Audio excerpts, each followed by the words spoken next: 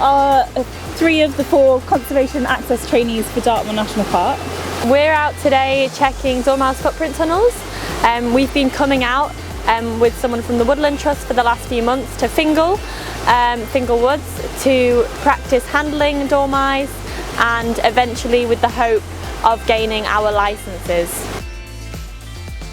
They basically have put up these footprint tunnels to check for dormouse activity. They're dotted along Fingal Woods and they basically use some paper to check whether a dormouse is active in this habitat. So we put charcoal and oil on 2 little pads on either side, and we put some paper in the middle, and we place them in tunnels that sit on these wooden beams.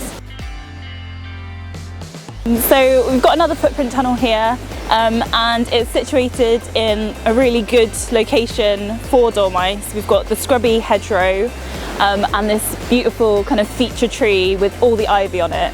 Hopefully we'll get footprints in this one and we'll have a little check now.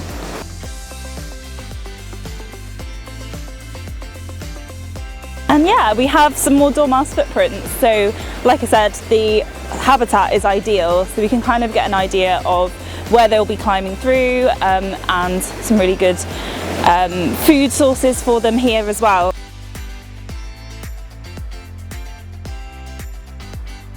The dormice are a critically endangered species on the red list. So seeing results like this of activity is really encouraging. With changes in climate, we are seeing changes in their activity, like juveniles still fattening up for hibernation at this time of year, which is sometimes quite strange because they usually would have already been, some would have been in torpor by this time of year, which is where they kind of go into this sleepy state where their organs shut down and they basically reserve all the energy that they have and then wake up again in the coming spring. So seeing activity at this time of year is something that hasn't been seen this frequently in the past.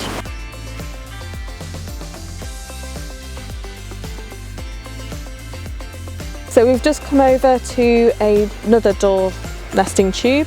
So this is slightly unusual compared to what we'd normally find, because throughout the summer a dormouse has actually been nesting in it. So if I pull it out, we'll sort of see the sort of leaf litter of a former nest that was in there. So it's okay for us to pull it out now because we know the dormouse is gone and the nest is more or less flattened. And at this time of year we're expecting them to sort of go into their hibernation period, and when they're hibernating they'll sort of go lower down onto the ground, so they'll be in this leaf litter down here or elsewhere throughout the wood.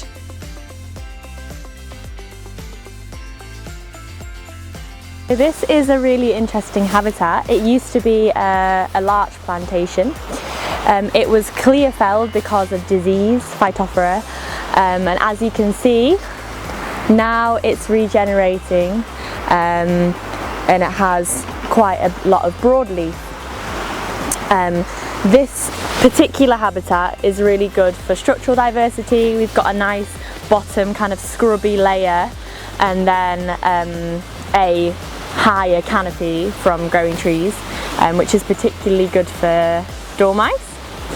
And in this context, connectivity between these different elements of the habitat is really, really important. With this particular footprint tunnel, we probably wouldn't find any sign of prints, of dormouse prints in activity, just because it's in a very exposed open area with very little kind of tree growth around it.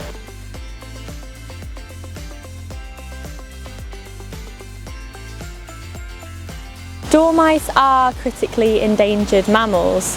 The main things that are affecting dormice negatively and reducing their population size are poor woodland management and climate change. Proper woodland management for dormice might include coppicing trees on a rotation, and it might also include maintaining a scrub layer and also a tree layer for structural diversity. to allow them different sources of food and habitat for hiding, hibernating and foraging.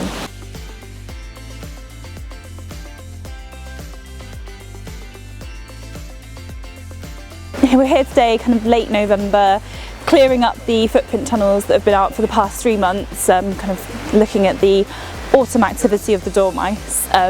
It's now time for them to be hibernating really, and that is kind of what we've seen today. Not got many footprints, just a handful, so really positive that they're actually kind of sticking to that life cycle. After this year, with the kind of varied weather, kind of different climatic events, we're hopefully kind of seeing that positive behaviour from them, that they're sticking to their normal patterns here in winter.